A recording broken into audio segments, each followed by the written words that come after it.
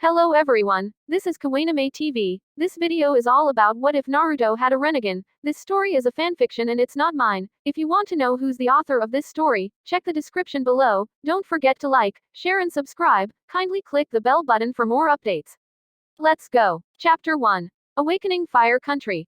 Valley of the Dawn. People say that things always come in threes. Bad things and good things, no matter what, they are always supposed to come in threes. The monstrous Mangekyo Sharingan, for example, had 3 sets of layers no matter which design you saw. Hell, the legendary Sannin was another example of this. They were all a team back when they were genin under the Sandaime Hokage, and they became some of the strongest fighters in the world. Sadly, no one wanted to inform Uzumaki Naruto of this little detail. His current teacher was one of the legendary Sannin, a man named Jiraiya, and the two had come across each other during the 1-month break in the Chunin exams. Since Jiraiya had knocked out the boy's original teacher for the exam, he had to take the kid as his student and taught him the Kuchio's no Jutsu. Sadly, the boy's chakra network was so large it was nearly impossible to control. This was just made worse by the fact that Jiraiya discovered a suppression seal on him courtesy of his fellow Sannin Orochimaru. It was removed, however, and Naruto's chakra control shot up to its normal level, allowing him to master the water walking exercise. After many trials and errors at the Kuchio's no Jutsu, Jiraiya had enough and decided to have the boy try and draw out the monstrous chakra that was sealed in him by his own father. Forgive me, Minato, Jiraiya thought before he dropped her new student on the ground. Where am I? Naruto blinked and turned to him. Get up, Jiraiya ordered, and Naruto shakily stood. What is it? Naruto asked, unsure. Your training ends here. If you value your life, you've got to figure things out for yourself, Jiraiya said simply. Huh? Naruto asked, confused, before Jiraiya pushed him. The blonde genin reeled back and fell straight into the large valley below. Oh crap. Now, we'll find out whether the Kyuubi is pleasing or a curse, Jiraiya mused as he saw his student fall. Naruto tried to use chakra, but every time he touched the wall he couldn't get any grip and kept on falling. If I can't grab onto something, then I'll die. I'm really going to die. Naruto's mindscape. Jinchuriki seal drip. Drip. Drip. Oh my aching head, Naruto groaned as he looked up. Where am I? He thought as he looked around the sewer-like environment he found himself in. A loud roar was heard as it echoed through the corridor. This feeling, it's that chakra. Naruto narrowed his eyes as he made his way through the corridor and entered a large room. What the heck is this? He asked in thought when he came across the large gate-like prison. Boy, come closer, a sinister voice said from the darkness beyond the gate. What the? Naruto jumped back as 4 large claws attempted to catch him through the bars. I want to devour you, but this seal prevents me from doing so. It won't open. How irritating, the voice growled out in frustration. Why, you are Kyuubi no Yoko, Naruto breathed out. Child of my enemy, why have you come? Even those eyes of yours will not save you from me, so tell me what you want or leave, boy, the giant fox roared in fury. Naruto gulped before he smirked up at the fox. Hey furball. I've been letting you live in my body all this time and you owe me rent. As payment, I'll take you chakra. Kyuubi's sinister laughter echoed through the chamber before he responded, You've got some nerve, brat. You are either very brave or very stupid. Just like he was. Very well, boy, I will reward you for having such nerve, but know that I am only doing this to help ensure my own survival. Red liquid leaked through the bars and engulfed the blonde where he stood. Fire Country. Valley of the Dawn, Kuchio's no Jutsu. Naruto called out as smoke exploded all around him. Jiraiya smirked from his position above the valley. Nicely done, kid. Just then Naruto shouted in pain, What's going on? The large toad, Gamabunta, jumped out of the valley with Naruto, who was covering his eyes and yelling in pain. Jiraiya, what's going on here? Gamabunta demanded as the Gamma Sennin jumped up onto his head and approached his student. This is Uzumaki Naruto, my new student and your new summoner. What's wrong, kid? Jiraiya asked, concerned. Naruto looked up at him and Jiraiya had to stop himself from falling. Oh no. His eyes. My eyes hurt, Ero Sennin. What's going on? Naruto asked frantically as tears were falling down his face. Your eyes. You have the Rinnegan, Jiraiya gulped. He has the what? Gamabunta demanded. No one has ridden on my head since the Yondaime Hokage. Fine, I will allow him to be a summoner, but you had better make him into someone dependable, Jiraiya. The giant toad disappeared in a poof of smoke, allowing Jiraiya to catch Naruto as the two fell to the ground. Naruto, you're channeling chakra to your eyes, so stop channeling chakra and the pain should stop too, Jiraiya told him. Naruto did as he was told. He sighed in relief as the pain disappeared. What was that, Ero Sennin? Look at me, Jiraiya ordered, and Naruto did so. It seems that your Rinnegan is different from Nagato's. You can deactivate yours at will. Rinnegan, Naruto asked confused. A dujutsu said to be the most noble of the three. Supposedly it originated with the Rakudo Sennin, said to be the first shinobi. He created the original forms of jutsu, ninjutsu, genjutsu, taijutsu, kenjutsu, fuinjutsu and kinjutsu. It's a very dangerous dujutsu, Jiraiya explained. Who is Nagato? Naruto asked him. Nagato was an old student of mine. I heard he died a while back, but he also had the Rinnegan. It's rumored that the Rinnegan always appears when the world becomes corrupt. It's capable of being both a godlike force and an all-obliterating instrument of destruction. I never thought I would see one again. I never wanted to see one again, Jiraiya continued. What should I do? Naruto asked hesitantly. For now, keep the fact that you have those eyes a secret. We don't want any of the other countries finding out yet. And we definitely don't need Orochimaru taking an interest in you, Jiraiya told the blonde. Naruto gulped but nodded. Sure thing, Arrow Sennin.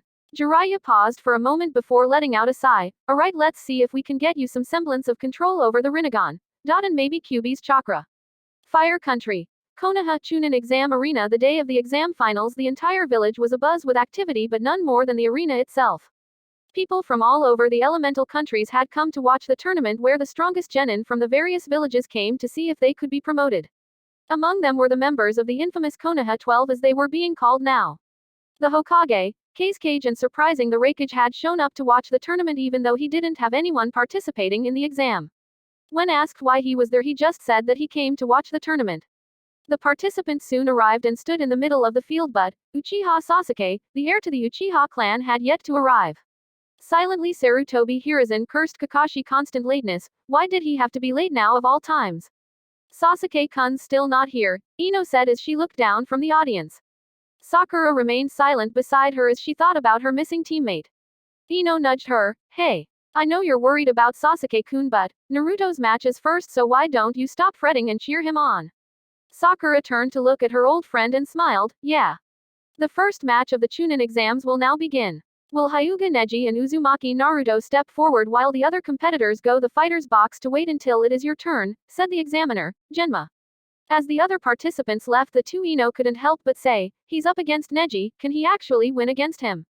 I don't know, Sakura said honestly as she remembered their mission to Wave Country and their time in the Forest of Death. She smiled slightly, but he won't go down easy. The kid doesn't stand a chance. He's fighting a Hyuga, someone in the audience spoke up and several others agreed with him. Kiba just grinned slightly at that. Yeah, that's what I thought too. Look at what happened though. I got my ass kicked. Up in the cage box, the three assembled cages looked down at the two fighters. So that's the Hyuga progeny? Asked the Raikage.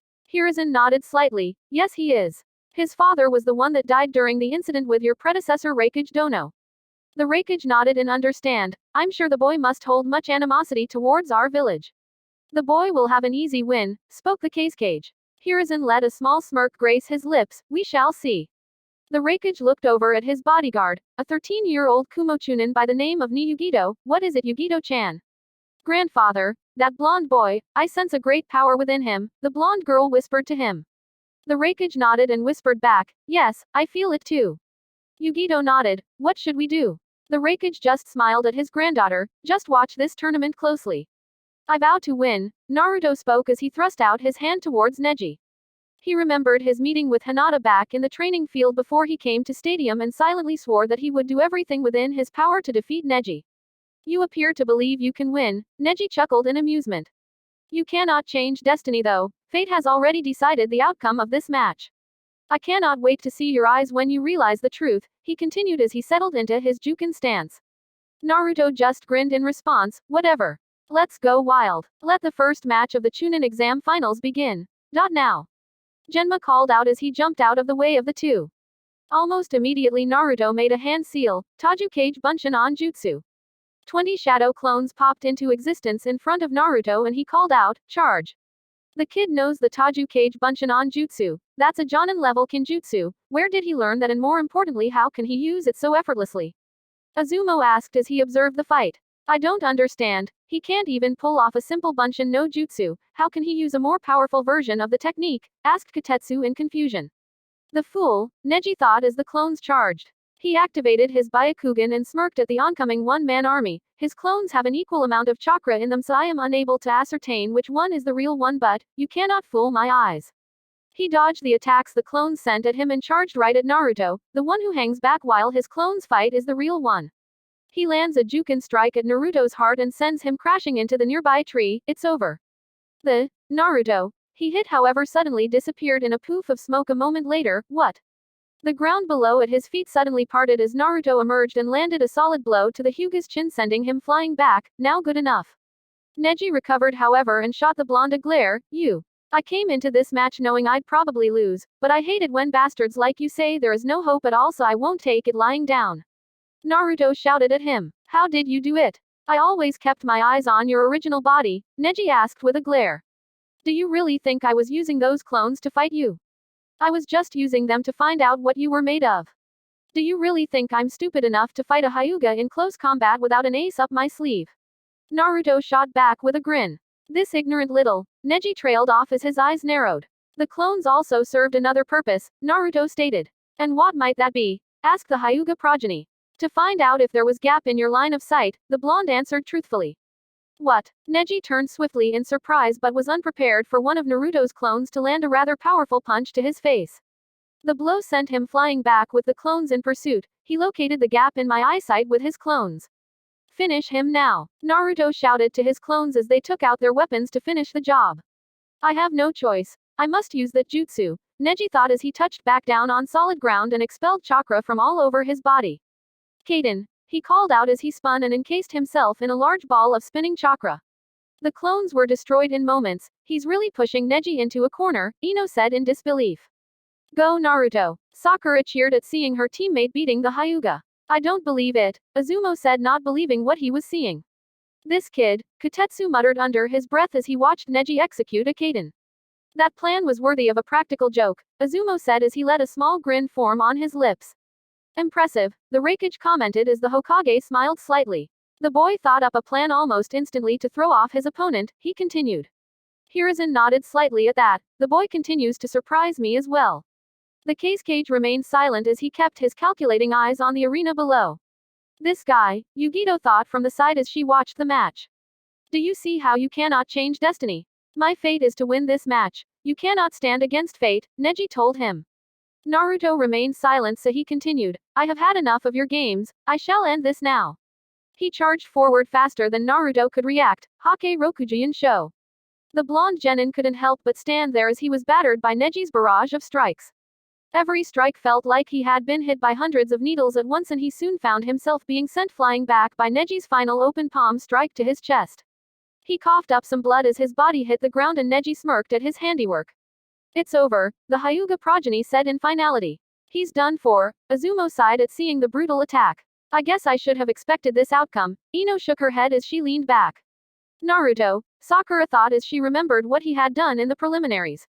He is a very entertaining boy, but he is still no match for a genius, the Cage spoke in slight amusement at seeing the blonde genin go down.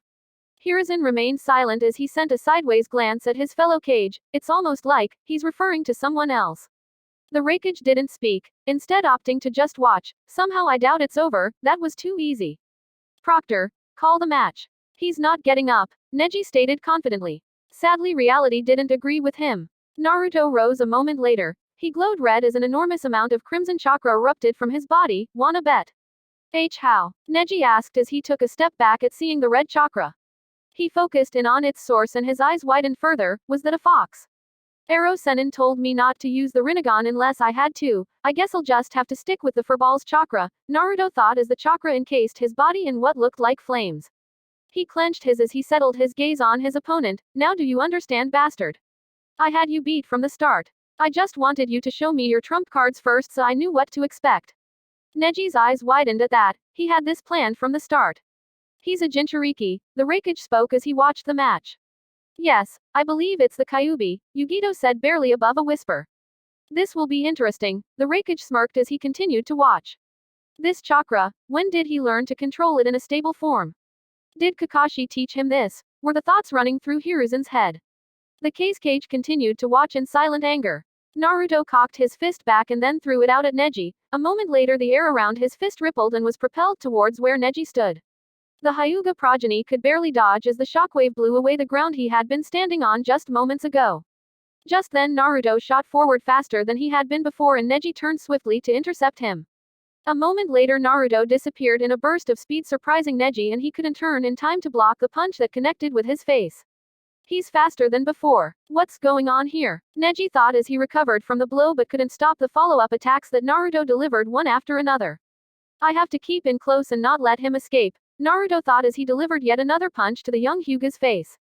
It's no good, Neji thought as he began to spin with chakra erupting from him. Kaden. Naruto jumped away to avoid the boy's ultimate defense. You cannot defeat me. Fate will not allow it, he told the blonde. It may be the Hyuga way to cave into destiny but it's not mine. If you believe that you can't change it then don't try, just stand there and take it. Naruto shouted as he threw out a punch Neji which sent a shockwave at him. Kaden. The Hyuga progeny spun as he released a large amount of chakra.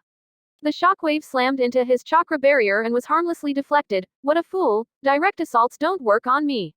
Now, Naruto shot forward faster than the average eye could see and just as Neji powered down his jutsu Naruto struck. You shouldn't let your guard down. The blonde shouted as he cocked his fist back. There's not enough time to use the Kaden again. He had this planned. Neji's eyes widened as Naruto came within range.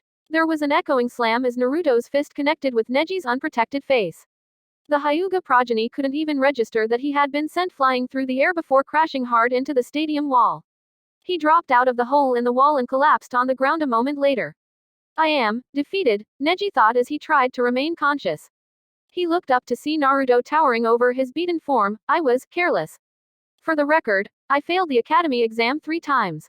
Because unluckily for me there was always one jutsu on the exam, the Bunshin no Jutsu, Naruto told him making his eyes go wide.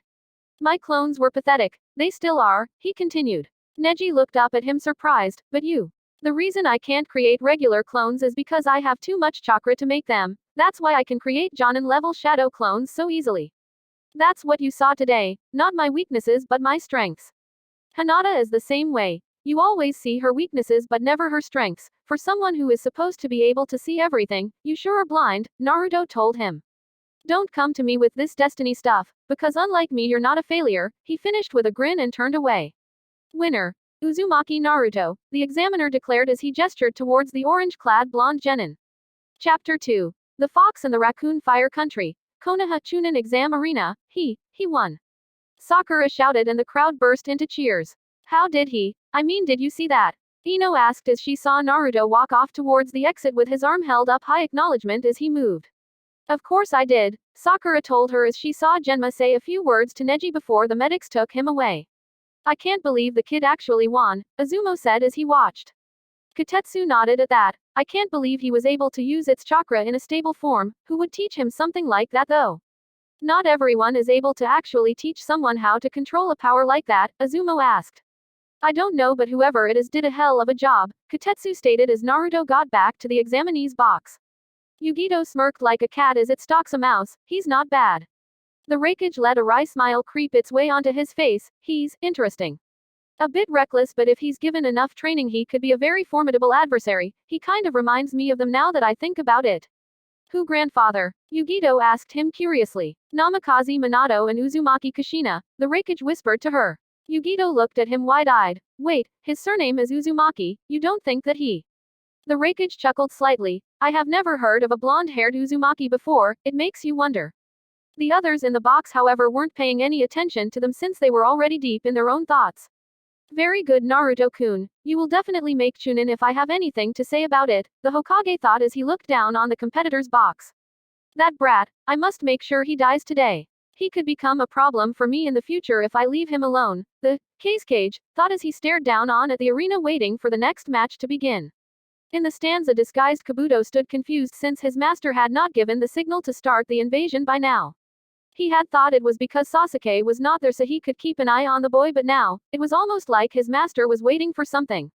The genin cast his gaze towards where Naruto was talking to his Nara friend in the competitor's box and narrowed his eyes.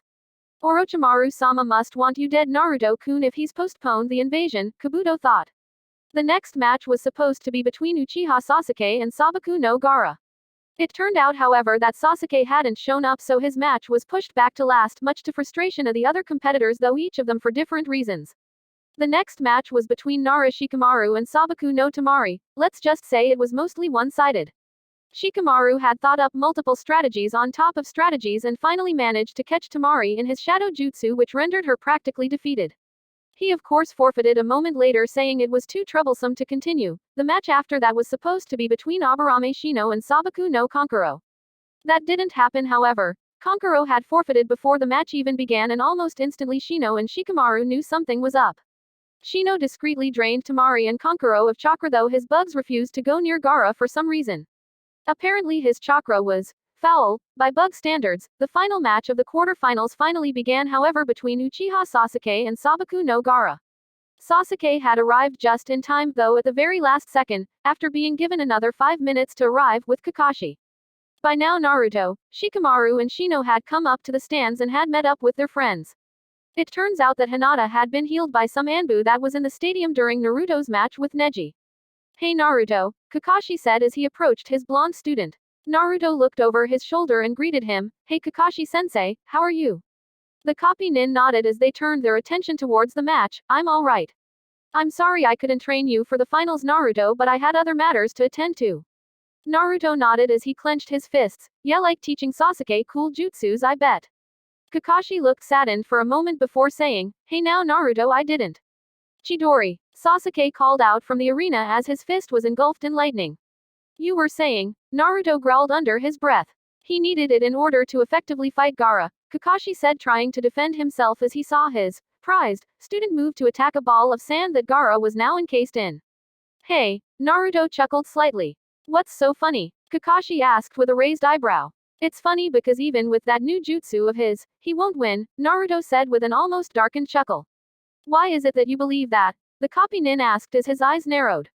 Naruto shot him a small smirk. "Because he's fighting a demon container, we're not easily beaten by a thing like that." Kakashi's eyes widened in surprise as he saw Sasuke was forced to back off after he landed his Chidori attack. Sand erupted from the sphere that protected Gaara and began to batter the weakened Sasuke, much to the shock of the crowd. Just as Gaara was about to deal the finishing blow, Kakashi jumped down and retrieved his student as Genma called the match. After Kakashi laid Sasuke down in the stands next to a now tearful Sakura, Gaara called out to the stands, "Come out Uzumaki Naruto. Mother wants your blood." The stadium fell silent at the proclamation before the sound of footsteps could be heard. Naruto had turned and begun moving towards the stairs. "Naruto, you can't seriously be thinking of fighting that monster, are you? Look at what he did to Sasuke-kun." Sakura shouted in disbelief. Naruto just chuckled with his back towards her and the rest of the Rookie Nine, as they were called. "A monster, huh? You have no idea." He just kept walking, and made to pass his sensei. "Naruto, you should forfeit. Gaara is not an ordinary shinobi. Even I would be hard-pressed to defeat him," Kakashi told him truthfully. Naruto just shook his head and passed by his sensei in a heartbeat. "I can't do that, sensei. I can feel it. He's someone like me. I have to find out which one of us chose the right path." "Alright then. Good luck," the copy nin whispered as he watched his blonde student head down the stairs. "Was that really such a good idea, Kakashi?" Asuma asked him with a raised eyebrow. "Watch this match carefully and you'll find out the answer," was all Kakashi said as he turned his attention back down to the arena floor. Naruto reached the walked out on the arena floor while keeping his eyes on his opponent. The red-haired boy had a crazed look on his face which described his anger at not being allowed to kill the Uchiha in his last match. Naruto wouldn't admit it, but he was actually afraid of Gaara for the sheer power he possessed and the fact that he would kill anyone who caught his interest. Gaara was holding his head slightly with one hand and the other was clutching the closing wound that Sasuke had done to him during the last match. Sasuke really did a number on this guy, Naruto mused as he saw the wound. "Begin," Genma called out as he jumped away from the two fighters. Almost immediately Gaara sent a large cluster of sand at Naruto at high speeds, which Naruto tried to dodge as it came at him. He rolled under another line of sand and jumped onto the side of the arena wall while using chakra to stick to it. Enough dodging, Naruto thought as he jumped off of the wall to avoid another cluster of sand from pummeling him. He made a hand seal and immediately 7 clones popped into existence beside him. Kage Bunshin no Jutsu. "Hold still Uzumaki Naruto," Gaara said, crazed as he unleashed a wave of sand upon the clones. "Ryusa Bakuru," he called out as he attacked. The clones were wiped out in matter of seconds, but so was Naruto, as well, leaving the arena barren beside himself. "Come out Uzumaki Naruto." 3 clones appeared around him and attacked one at a time. The first was stabbed with a lance of sand, the second was cut in half and the last was slammed down onto the ground. It all happened in a matter of seconds, but it was just a distraction, and a test of sorts. A moment later Gaara turned only for Naruto to appear and deliver a solid punch to the Sunanin's face. Gaara grunted as he flew back several feet before skidding slightly and regaining his balance. He was testing how long it takes my sand to move. A crack had formed on his cheek which signified that the layer of sand that protected his body had been hit. This guy, how do I beat him? While I got friends who helped with my loneliness, he remained alone all this time, Naruto thought as he stared at his opponent. Only then can you be truly strong. The distant memory echoed through his mind and his eyes hardened. What did he say? I can't remember. He growled in thought and watched as Gaara began to laugh. Now what? Gaara laughter grew as sand began to creep up his body and engulfed him. It consumed him as his chaotic laughter echoed through the stadium until the sand took the shape of a raccoon with diamond-like eyes. You're interesting, Uzumaki Naruto. Gaara roared as he jumped towards the blonde. What is this feeling? Naruto thought as he felt anxiety, dread and also, excitement was it. He didn't know. What he did know however was that every part of him was screaming to fight and win. He jumped back as Gaara crashed down on where he was standing a moment ago. For some reason I don't want to lose to this guy. What's he doing? He's a sitting duck, Kiba growled as he watched the match. I am unsure, Shino commented puzzled also. He's trying to find a reason to fight, Kakashi explained to the assembled group. A reason? What good will that do? Kiba asked surprised. The copy nin sighed and shook his head. If you were in his position, what would you fight for? Well the Inuzuka genin thought about it for a moment before answer. Well I guess, my family and friends. I mean I wouldn't want to let them down or nothing. Exactly. Naruto is the same way but in this case he doesn't really have a reason to fight and so can't win against Gaara as he is now, Kakashi finished. What about Neji then? He beat Neji in the first round so he must have a reason, Ino spoke up. Kakashi sighed with a nod. His reason for that was most likely for Hinata-san back in the preliminaries. Hey take a look. He's fighting back again, Sakura said catching their attention. Watch this match carefully. You're about to see exactly what Naruto is capable of, Kakashi said with a grin under his mask surprising the assembled genin and jonin. What does he mean by that? The genin asked in thought. Do you have someone precious to you? I understand now, Naruto whispered as he stood up. When a person has something they want to protect, that's when they become truly strong. I've been seeing his face since this fight started but, I couldn't seem to remember what he said or who he was. Now I know though, I will not lose to you. Naruto shouted as he started making hand seals as fast as he could. Come on, I just need to summon one of the lower toads, he thought as he slammed his open palm down on the ground.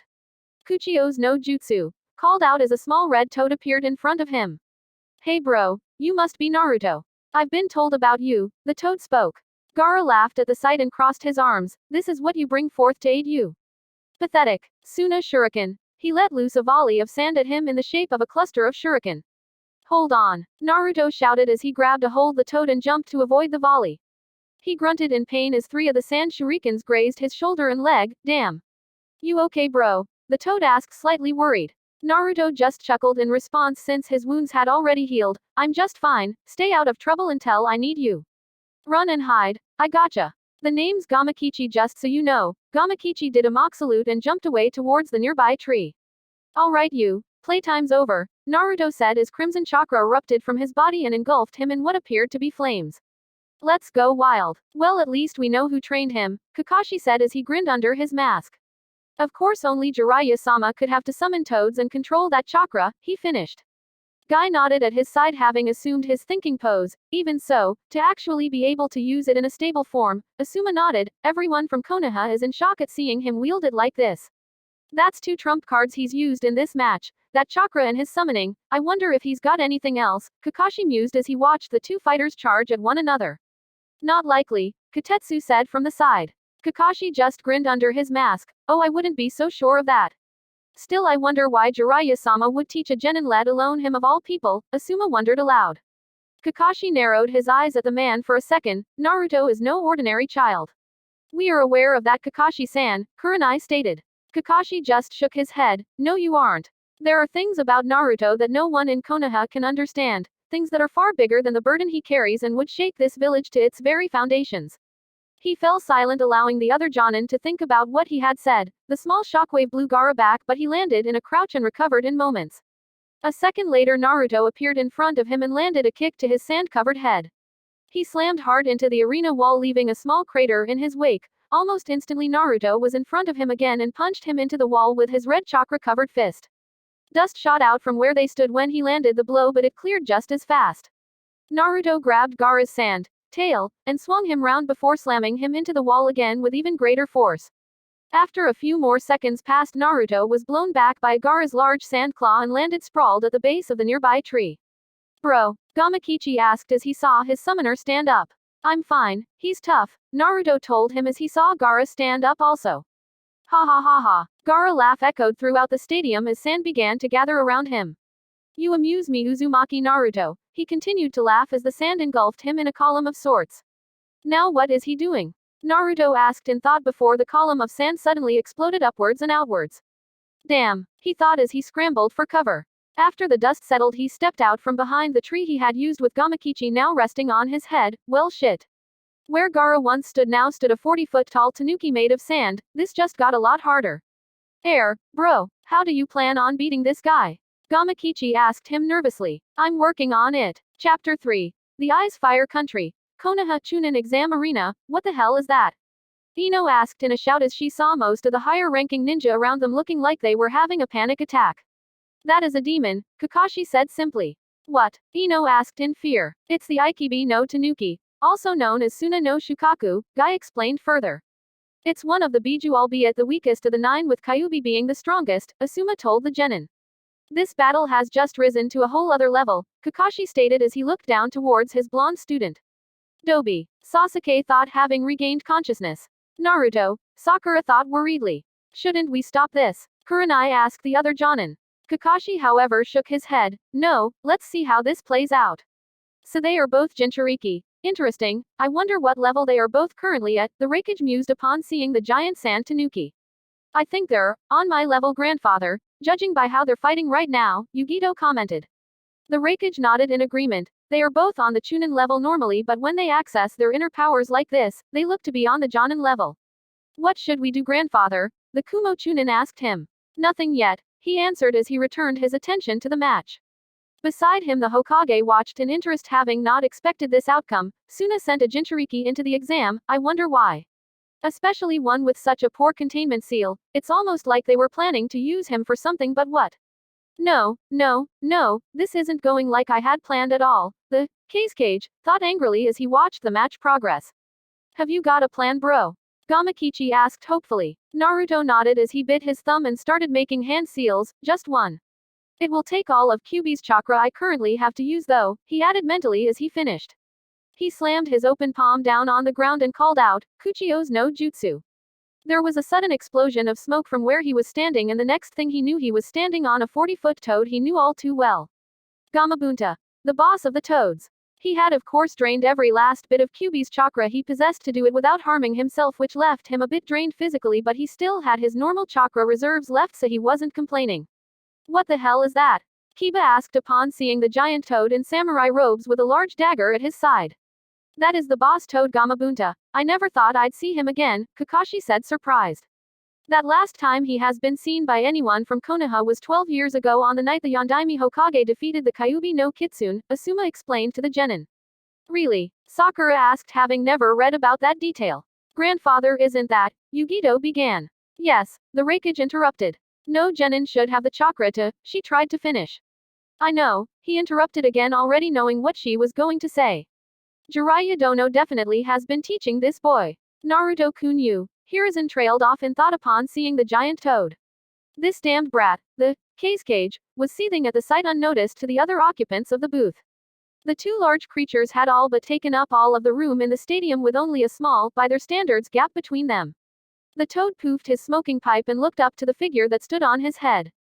The one that reminded him of his previous summoner. Not you again, boy, what do you want?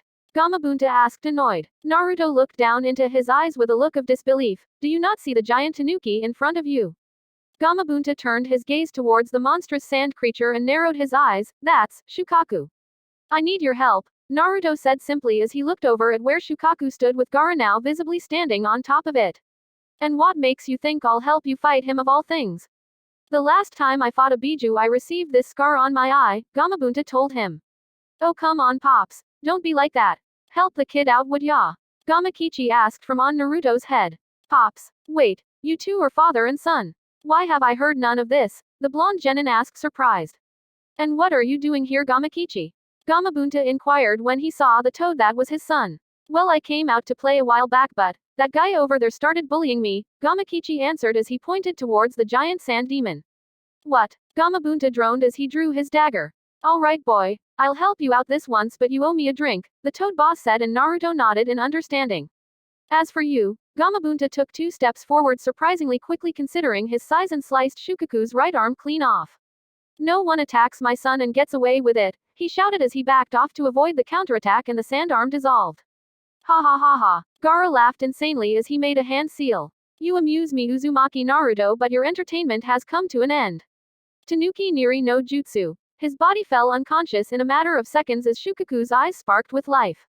Ha ha ha ha. Shukaku's laughter echoed throughout the stadium, scaring the crowd and everyone else. That's the demon, Naruto asked in disbelief at seeing the clearly mad Tanuki. Gamabunta simply stared impassively. Yes. That's Shukaku. He was always the craziest of the Biju.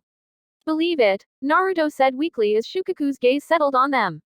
Oh goody, my first victims, Shukaku chuckled and inhaled a large amount of air. Kid, we're going to jump, Gamabunta told him. What? Naruto asked, surprised only to find that the toad boss had jumped high into the air. Futon. Rinkuden, Shukaku bellowed as he exhaled a large ball of concentrated wind at where the toad boss had stood just moments ago. The blast exploded with tremendous force through the wall, which immediately leveled it. You won't escape. He shouted, crazed, as tracked them and launched another attack. Futon, Rinkuden. Boss, Naruto shouted upon seeing the 3 monstrous attacks coming at them. I see them. Sweden. Teppadama no Jutsu. Gamabunta called out as he released 2 condensed blasts of water downwards. Is this a fight or a storm? Ino shouted as the 2 attacks collided and sent water spraying everywhere like it was raining. Go Naruto! Sakura cheered seeing her teammate winning. Damn, it looks like they missed one, Kiba growled as they all saw one of the wind balls continue on towards the toad boss high in the sky.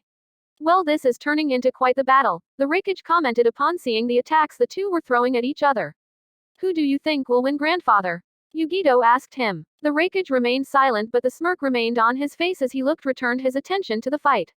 You missed one, boss, Naruto shouted as he saw the wind blast coming towards them at high velocity. Damn, Gamabunta grunted knowing there was nothing he could do. This isn't going to be pretty, Gamakichi said as he covered his eyes.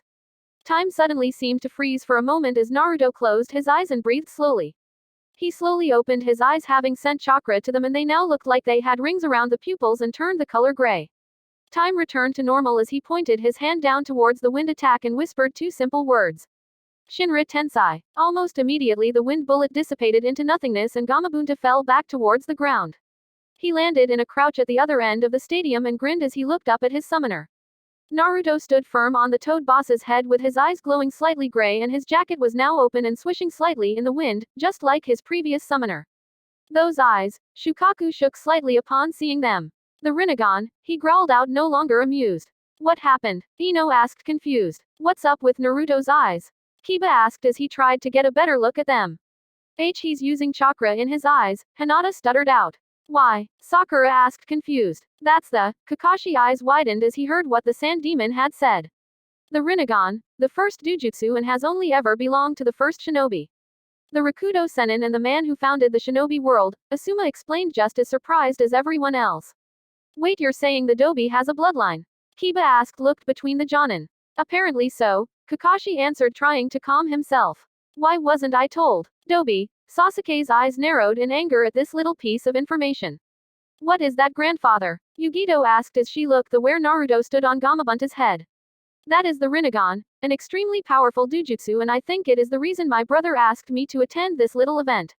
He did say he felt something unusual coming from Konoha. Now I know what he meant, the Raikage explained. There's no doubt about it, that's the Rinnegan, but how is that possible? Neither Minato-kun nor Kushina-chan had it, so why does Naruto-kun have it? 100 thoughts and questions ran through the Hokage's head as he tried to understand what was happening.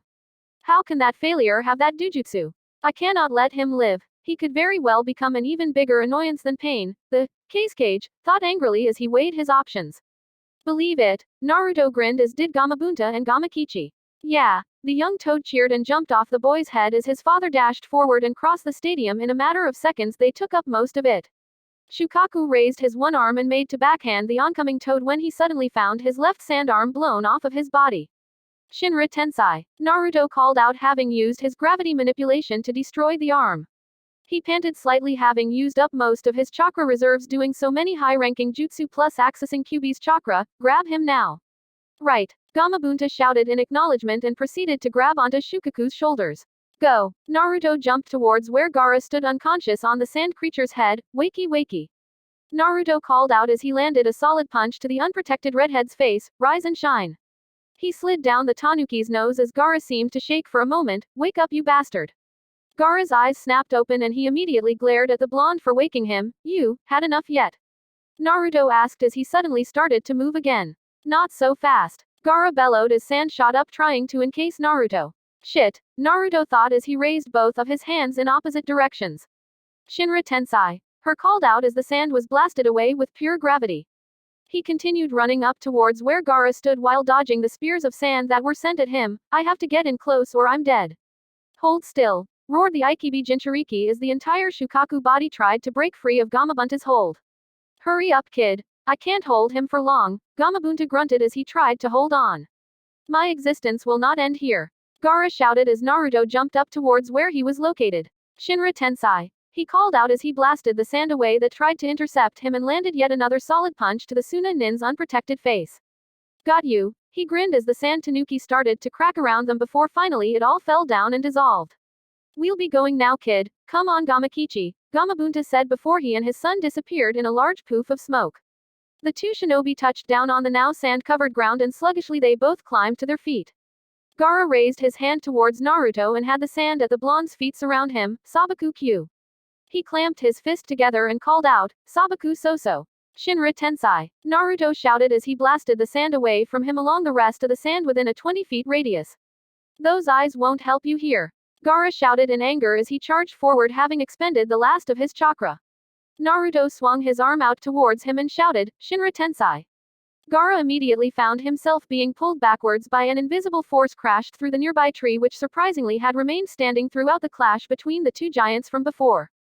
Gaara tried to stand but couldn't find the strength to do so and collapsed onto the ground, unable to move. Are you done yet? Naruto asked, exhaustion clear in his voice. My existence won't be extinguished. I won't allow it. The Ikibi Jinchuriki cried out, almost terrified, as Naruto slowly and sluggishly made his way towards him. The pain of being alone. It's not trivial, I understand, but I won't allow you to hurt those that are important to me, Naruto told him as looked down at the fallen Suna Nin. Why do you go so far for others? Gaara asked, not understanding. Because they saved me from my own darkness. Someone once told me, when a person has something they want to protect, that's when they become truly strong, Naruto answered truthfully. Gaara simply stared at him for a moment before he said, I see, I cannot win. Genma approached the two and upon hearing Gaara's declaration held up his hand to where Naruto stood. Winner. Uzumaki Naruto. He won. Choji cried out happily and the crowd burst into cheers around him. He actually went and did it, Ino commented in disbelief at her side. Nice one, Naruto. Kiba cheered at seeing his friend's victory. Naruto-kun. Hinata smiled down at where the blonde stood. He won. Yugito asked, not believing her eyes. He actually won. She let a smile grace her features as she stared down the boy. Why, Yugito-chan, if I didn't know any better I would say you had a crush on the young lad, the Raikage commented innocently. Don't be ridicule's grandfather, Yugito stuttered in protest as her cheeks turned slightly red. You're blushing, the Raikage teased. I am not, she said forcefully. Well, I hope you get used to the idea of working with him, because if my plan works out you will be seeing a lot more of him, the Raikage smirked, making her look at him in confusion. Well done, Naruto-kun, though I have to wonder why the Rinnegan would be awakened in you, thought the man who was nicknamed the God of Shinobi.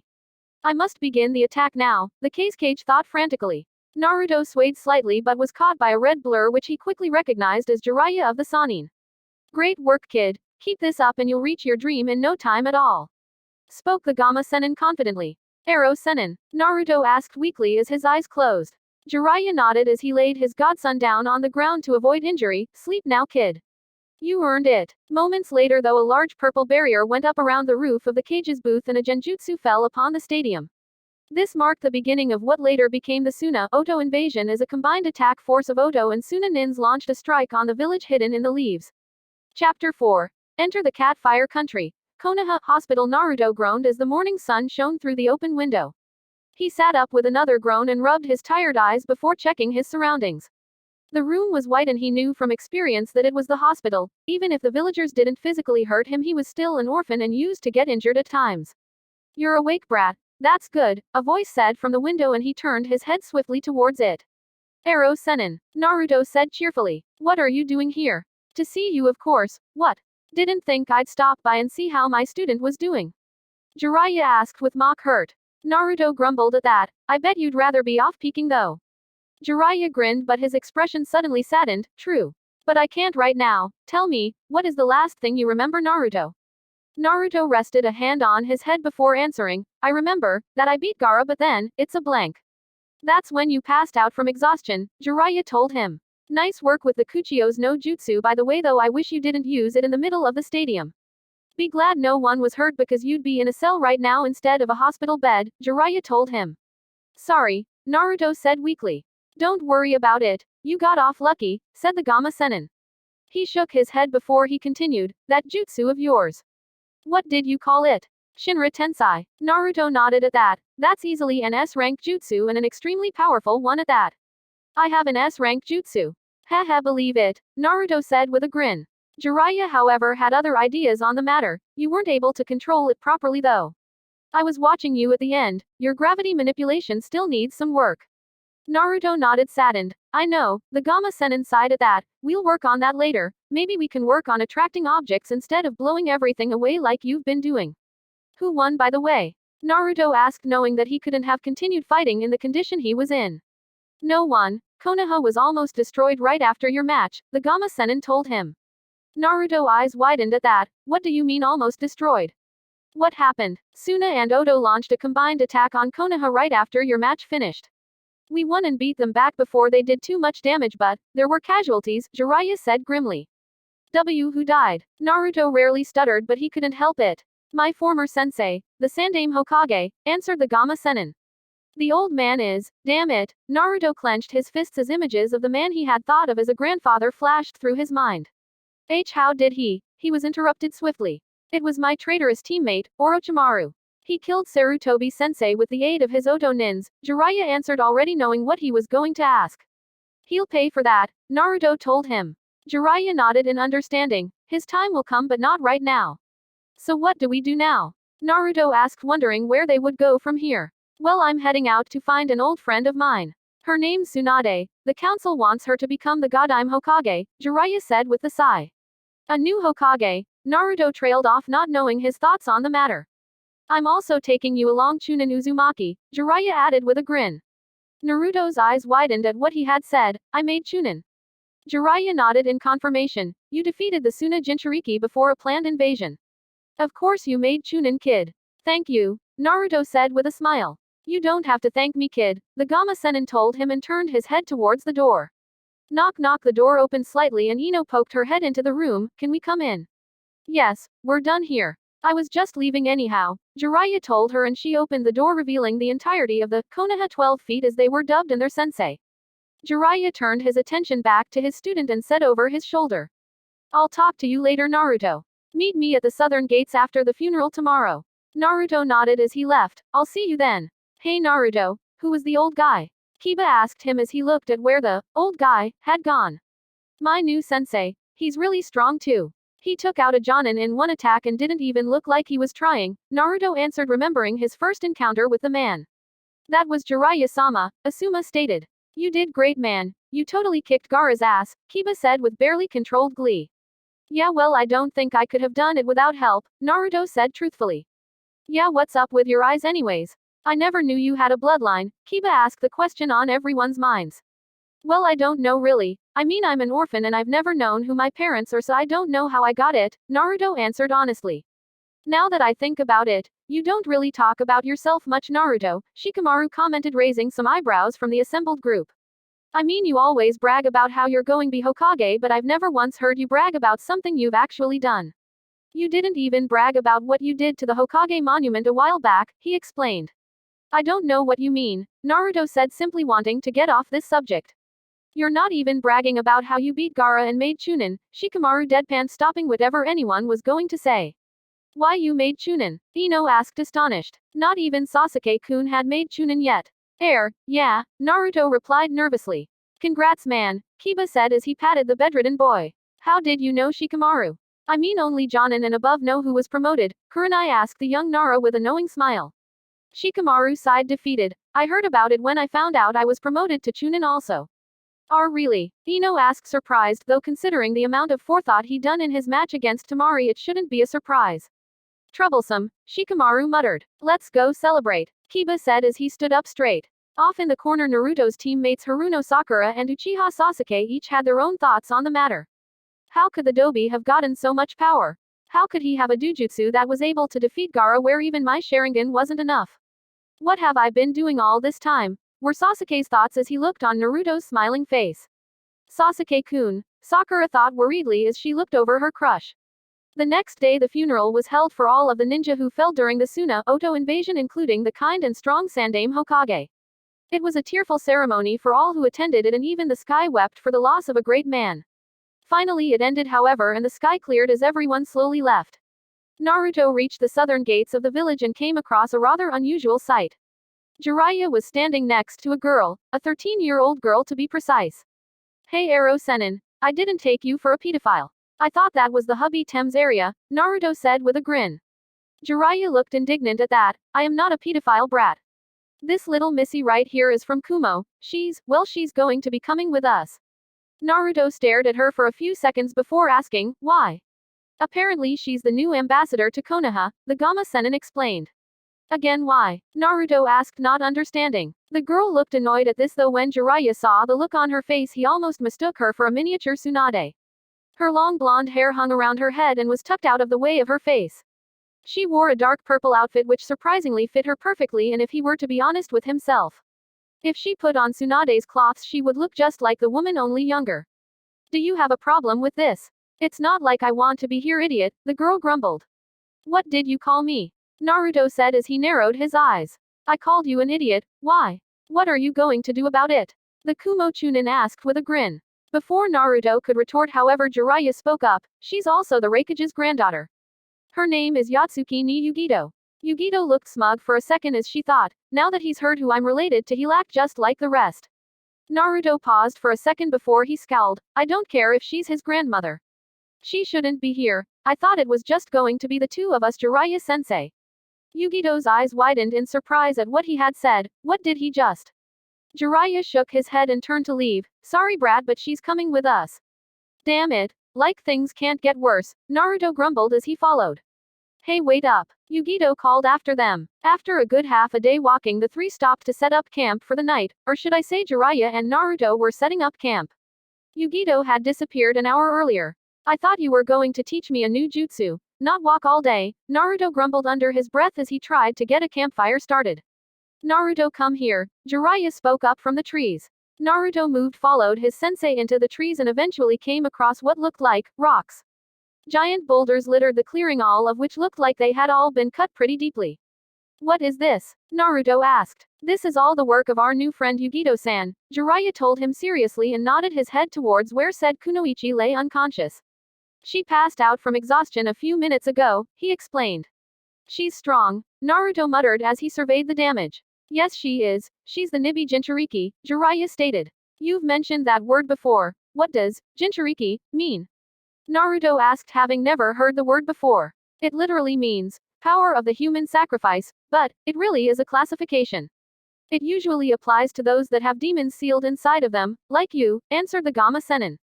Right, Naruto whispered weakly. So she's, just like me, he asked.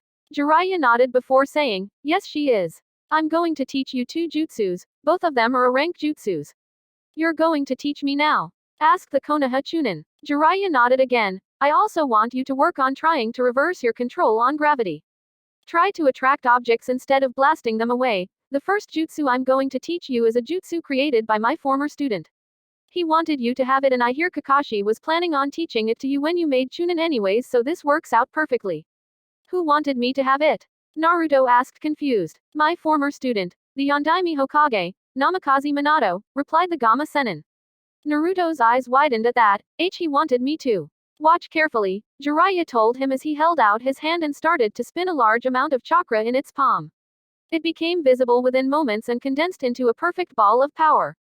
A moment later he slammed it into a tree, causing it to explode outwards, destroying the tree and sending shockwaves behind it. This jutsu is called the Rinnegan.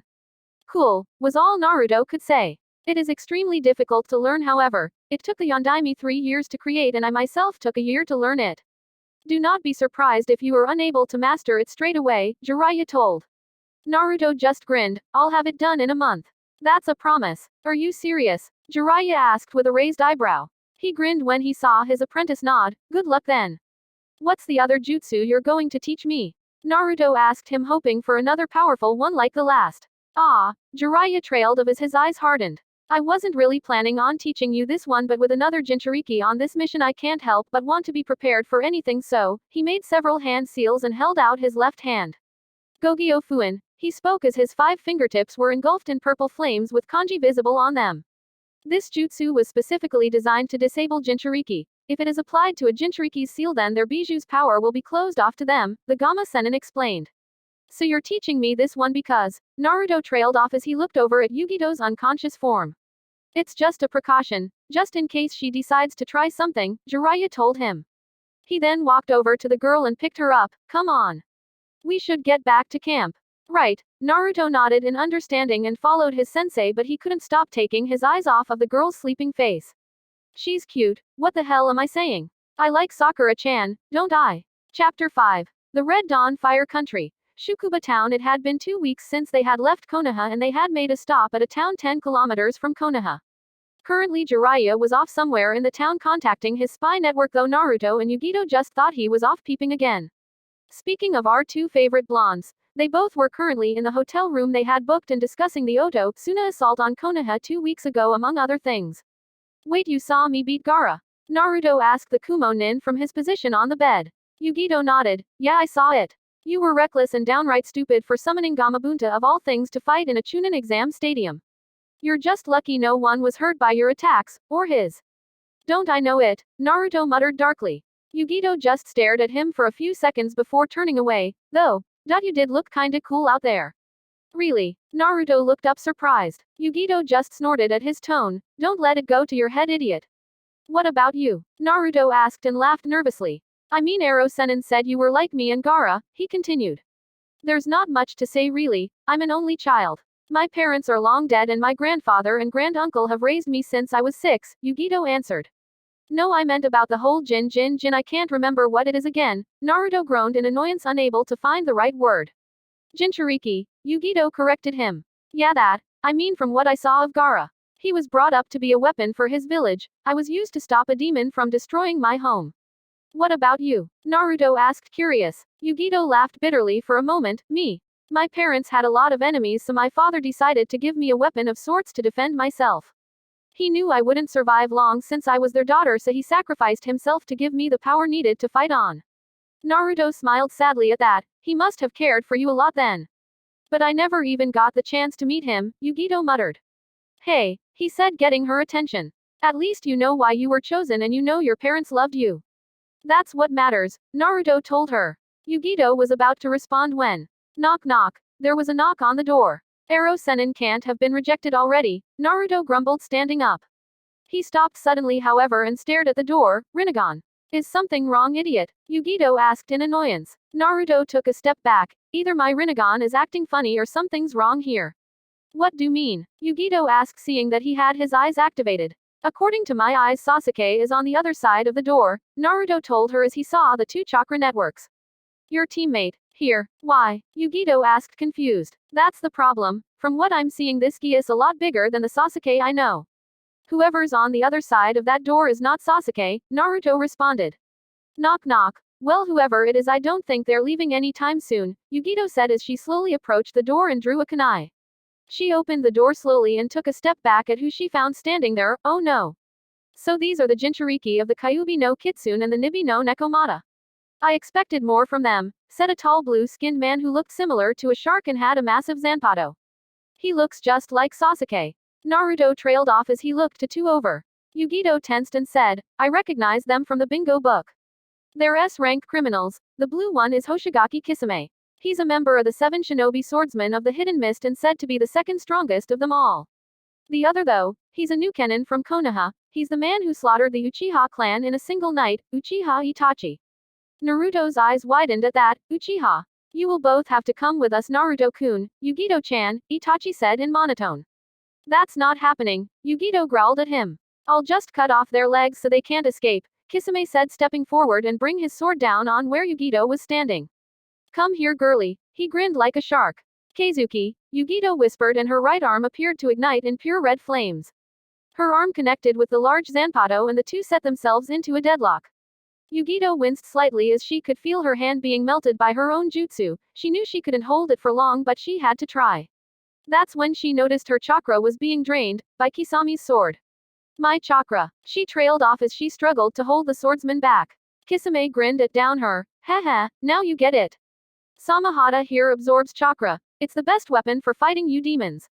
Naruto made the hand seal he was most familiar with, and 3 shadow clones popped into existence beside him, Kage Bunshin no Jutsu. Immediately the two of them rushed to attack Kisame from either side of him, and the third grabbed Yugito by the waist. Without Yugito holding it back, Kisame brought down his sword on where she was standing a moment ago and then in one swift move shredded the 2 clones that were attacking him. Fast little bugger, Kisame said with a grin as Naruto and Yugito now stood at the far side of the room near the window. Are you alright? Naruto asked, not taking his eyes off of Itachi, who still hadn't moved since they had first met. It's nothing, Yugito said, referring to her now burnt right arm. She was currently healing the damage with medical ninjutsu to help thing along, just give me a minute. Done, Naruto said and thrust out his hand towards the 2 Nukenins. Shinra Tensai. He called out, and with a massive blast of gravity both of the Nukenins, the door and a section of the wall were blown free of where they stood. Did I get them? Naruto asked as the dust began to clear. Not a chance, Yugito grumbled as she saw the dust clear and the other side of the building could be seen. Notice that I said other side of the building, meaning Naruto's last attack blasted open a good section of the building itself, leaving nothing but rubble on the second story of the complex. After a moment of silence, 2 sections of the rubble shifted upwards as Itachi and Kisame emerged relatively unharmed. No, not unharmed. They didn't even look they were phased by that last attack. On the contrary, Kisame was openly grinning. Not bad, brats, so you got the Rinnegan. Now that is a surprise, said the swordsman as he shouldered his weapon. Itachi's Sharingan was now spinning wildly as he spoke. I had heard the tales about you having it, and I saw your eyes when I first saw you, but I didn't think anything of it. Well damn, Naruto muttered bitterly as the sun shone through the open area. We could be in trouble here, Yugito commented, for the first time thinking they had bit off more than they could chew. Just then, however, the strangest thing happened. A new presence arrived behind the 2 Nukenins, a presence that made Itachi takes his eyes off of Naruto. Sasuke, Itachi greeted his brother without looking. Uchiha Itachi, Sasuke spat as Itachi turned to regard him slightly. Who's this twerp? Kisame asked with a grunt. My little brother, the only one I spared during the Uchiha massacre, Itachi answered, appeared bored. Go away, Sasuke, you're of no concern to me right now. I have hated and despised you just like you said. Now I will show you my power. Sasuke charged forward as he made several hand seals. Chidori, lightning sparked and encased his hand as he neared Itachi. It all happened in an instant. One moment Sasuke made to stab Itachi, and the next Itachi grabbed his wrist and slammed him into the ground, creating a small crater. After the Chidori dissipated, Itachi lifted him up again and threw him into the nearby wall. Why are you still so weak? Is it because you don't have enough hatred? Itachi asked, barely above a whisper, though everyone heard it. Why is the gap in our strength still so large? What have been doing all this time? Sasuke asked in thought as he fought down the pain he felt. Mangekyo Sharingan, Itachi whispered as his eyes morphed slightly and he picked Sasuke's beaten body up again. The moment they made eye contact, Itachi whispered one terrifying word, Tsukuyomi. Sasuke's body suddenly convulsed for a few moments before he became motionless and Itachi dropped him to the floor. Kisame chuckled at the sight. Damn Itachi, you're too cruel sometimes. To use that genjutsu on your own brother, damn that's nasty. Itachi didn't respond but instead turned his attention back to the 2 Chunin. Now where were we? Naruto, we should run, Yugito whispered to him. Naruto shook his head, not without Sasuke. Kisame, get them, Itachi ordered, and the swordsman nodded with a grin. Just as he was about to move, however, a voice called out, Kuchiyos, Gamaguchi Shibari. Suddenly they were all enveloped in some kind of corridor made of red flesh. Kisame looked around and asked, what is this? My jutsu, a voice stated. Turning, everyone saw Jiraiya in a crouched position next to the unconscious Sasuke. Naruto, Yugito, don't move. I'll handle this, he told his two companions. Ero Sennin. Naruto sighed in relief. Jiraiya of the Sannin, Itachi said in monotone as he gazed at the man. No wonder Kakashi knew who we were and why we went to Konoha. He must have gotten that information from you, he mused. Jiraiya was uncharacteristically serious as he stood up straight and stared at the two Nukenins. So you really are after Naruto and Yugito? Itachi simply stared at him, to capture all of the 9. That is the order given to us by our organization, Akatsuki. The two Chunin tensed knowing that the term, 9, most likely meant the 9-tailed beasts. We have been sent to capture them. Too bad for you. You're not getting your hands on them, Jiraiya said with an edge to his voice. Itachi didn't respond but instead turned to his partner, Come Kisame. We are leaving. His partner nodded and the two took off down the corridor. Not so fast, Jiraiya said as he poured chakra into the ground causing the walls, where the Akatsuki agents had fled to collapse in hopes of crushing the two. After a few moments of silence there was a small whisper which echoed through the corridors, Amaterasu. What followed was the sound of a mighty explosion and then, silence. Jiraiya suddenly dashed forward and turned the corner only to see that part of large mountain toad he had summoned was blown out and black flames were covering parts of the hole's edge. Damn, they got away, the Gamma Sennin muttered as he released his jutsu and the corridor along with the entire building returned to normal. The black flames were still there and so he approached them while pulling out a sealing scroll. This should do it. He laid the scroll out and after writing something on the scroll said, Fukahoin. The flames were suddenly pulled into the scroll and disappeared. I don't know what that was but I will find out. Who were those guys, Ero Sennin? Naruto asked as he laid Sasuke up against the wall. They said they were after the 9, they were referring to the Biju, right? Yugito asked him. Jiraiya nodded in response, that's right. I don't know what they want the Biju for but it can't be for anything good. So let's go deal with them, Naruto said with his Rinnegan activated. If they want us then I want to see them try, he said with an edge to his voice. Jiraiya shook his head, you wouldn't stand a chance against even one of them as you are now. Then what do we do then? Just sit around and wait for them to capture us. Naruto incredulously. The Gamma Sennin just snorted at that, what do you do? Hey, that's simple really, get stronger so you can fight then yourselves. Naruto took a step back for a moment and nodded, fine. Hey, Yugito said getting their attention. She was currently sitting over where Sasuke lay with her hands glowing green. For some reason nothing I'm trying is working on this guy. Any idea what kind of jutsu that was Itachi used on him? Jiraiya shook his head in response, it's probably something to do with the Mangekyo Sharingan. The what? Naruto looked up unfamiliar with the term. The Mangekyo Sharingan is the final stage of the Sharingan and is extremely powerful. I don't know what its full capabilities are but I do know that the last Mangekyo Sharingan user became the head of the Uchiha clan back during the reign of the Shodaime Hokage, Jiraiya explained. Yugito snorted at that, you forgot to mention the guy turned into a madman and tried to kill Shodaime Hokage at the Valley of the End. Quote. Jiraiya remained silent at that but nodded anyway. How many of those losers are there exactly? Naruto asked looking out at the hole Itachi had created. 9, Jiraiya answered finally. 9. Yugito's eyes widened. Jiraiya nodded. There would be 10 but Orochimaru is no longer a member of that organization. The hubby Tem was a member. Naruto's question was barely above a whisper yet filled with so much anger it was almost terrifying. He was until he defected from it in order to start his own little hidden village somewhere in Rice Country, the Gamma Sennin replied. Sasuke will be alright won't he? Naruto asked looking down at his comatose teammate. Jiraiya sighed, physically he'll be fine. It's his mentality I'm worried about. I'll inform Kakashi about it later so don't worry. He tensed suddenly and spun round to where the hole in the wall was and saw a green blur appear before him, guy. Jiraiya narrowly evaded the kick that was aimed for his head and the green-clad Jonin stopped his assault when he saw who it was. What the hell are you doing? Oh sorry, I thought you were the enemy for a second there, guy apologized and looked the area over. He took notice of the wall that was blown out and asked, was I too late? It's more like I was too late, Jiraiya said as he gestured towards the unmoving form of Sasuke. Guy looked the young Uchiha over and narrowed his eyes. I believe this is the same jutsu that was used on Kakashi earlier today. He's bedridden and we can't seem to wake him up. Kakashi was also attacked, huh? Jiraiya mused darkly. All the more reason to find Tsunade, he said turning away. Guy, can you take the Uchiha back to Konoha? We still have a mission to do and we can't delay it, he asked. Guy nodded and picked up Sasuke. I'll head back now. Good luck. Jiraiya nodded. We're going to need it. Chapter 6. The Slug Princess Fire Country. Tanzaku Town. This is new, Jiraiya said finally as he looked towards the destroyed palace. You don't say. Yugito's voice was dripping with sarcasm. Jiraiya ignored her however and saw that there were people were running away from the destroyed in every direct. Hey, he called out towards one of them that ran past. What happened here? He asked. The man looked to be panicking but managed to calm himself long enough to reply, you should all get out of here too.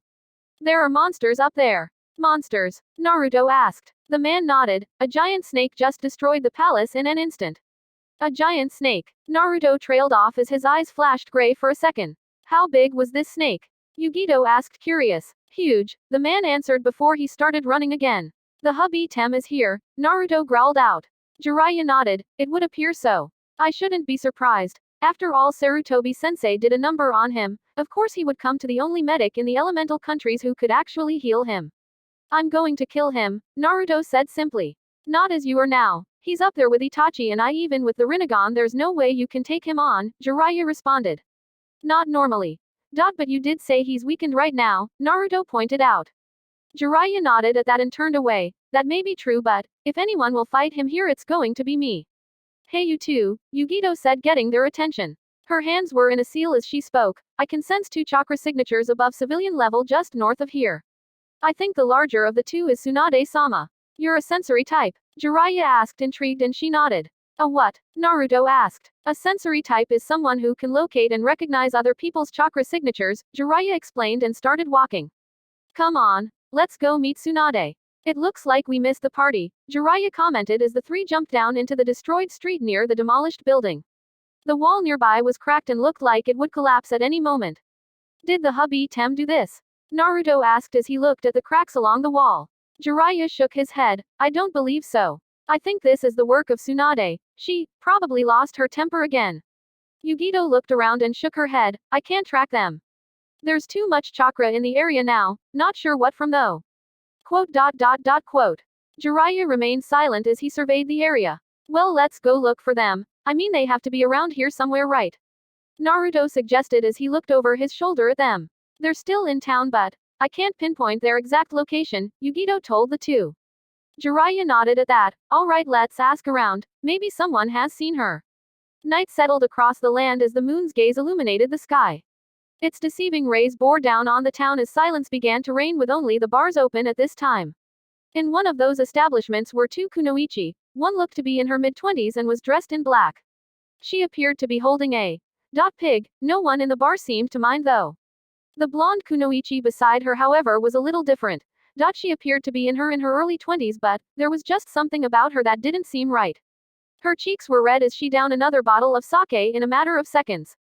Tsunade-sama, the dark-haired woman to her side thought as she looked at her. You know, she might have skipped town after running into that snake freak, a girl's voice suggested as 3 figures walked into the bar. Somehow I doubt that. She's probably still here somewhere. Either way, let's get something to eat. You two must be starving, a gruff voice said. This is a bar, Aro Senin, a boy's voice deadpanned. Just then the adult of the group looked over to where the two were sitting. Well, I'll be damned. Jiraiya? The blonde woman asked, seeing his aged face. Tsunade. His eyes widened slightly in surprise. What the hell are you doing here? She asked him, not sure what else to say. That's Tsunade. She's seriously 50. She doesn't look like it, the blonde boy to the Gamma Senin's side commented. It's probably some jutsu, Yugito suggested. Jiraiya however just sighed and shook his head. Of course you would be at a bar. I should have known. He smirked as the three sat down at the other side of the table. To answer your question, we were looking for you. Me? Hey, I've been seeing a lot of familiar faces today, she asked as she picked up another cup of sake. Well, we saw Orochimaru's handiwork outside. He always did go overboard with that kind of thing sometimes, Jiraiya sighed again. He raised an eyebrow as he asked, what did he want from you anyway? Nothing really. He just stopped by to say hello, replied the Katsuyu Senin. Now Jiraiya didn't believe that, but he didn't want to push the issue, so he remained quiet. Why were you looking for me anyway? Okay, I'll get straight to the point. The elders of Konoha want you to become the Godime Hokage, Jiraiya explained. Tsunade's eyes widened at that. They want me to what? Become the Godime Hokage. Effective immediately, he told her. If you met Orochimaru, then you know that Sarutobi-sensei was killed by him during the recent attack on Konoha by Oto and Suna, he stated, clearly leaving nothing out. She nodded. So what do you say? Tsunade remained silent for a full 30 seconds before speaking quite clearly. Sorry, but no thanks. I'm not like your last student Jiraiya, Life is not like money and to risk it is a fool's errand. Jiraiya's eyes seemed to harden at being reminded of the fate of his last student. You've changed, Tsunade. Time changes people. I mean, look at the old geezer. Look what protecting the village got him. A coffin 6 feet under, just like Namikaze Minato. She chuckled darkly at her own words. This is Tsunade of the Sannin. I wonder how long she's been like this for. Yugito mused in thought at hearing the old woman's words. We might as well get out of here, Jiraiya-sensei. Before we both do something we might regret, Naruto said with barely controlled anger. Senju Tsunade is dead. All that's left is this, and she's not fit to become Hokage, he finished. Tsunade looked over at him with narrowed eyes. I am the granddaughter of the Shodaime Hokage and the grandniece of the Nadaime Hokage. I'm more than fit to run that little collection of wooden homes. No, you're not, Naruto shot back with a glare. I think someone who can't even save the ones they care about isn't worthy of becoming Hokage. What do you think, Tsunade? He asked with a grin. Her eyes widened at that as she turned her gaze on Jiraiya, who looked on impassively. Ero-sennin told me on the way here what happened to the man you loved. To your little brother, and I will tell you right now. They fought to protect others with their lives. They never gave up even when they died.